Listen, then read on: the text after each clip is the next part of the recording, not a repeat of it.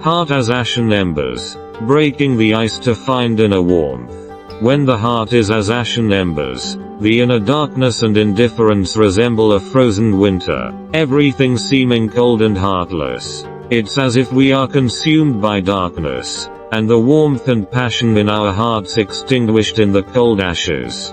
However, in these frozen moments, only through thawing and reigniting can we reclaim the warmth within, rediscovering the vitality of life. In the ashen embers of the soul, when the heart is as dead as ash, it feels as if the spirit is covered in relentless frost. This is not a time for despair, but an opportunity to find vitality amidst the frozen ashes. Just like the melting of ice and snow, moments when the heart is as ashen embers provide a chance to rekindle the flame within. Only in the cold and indifferent darkness can we perceive the frozen heart within, awakening the dormant passion. A heart as ashen embers is a world of icy desolation within, but it also marks the prelude to rebirth.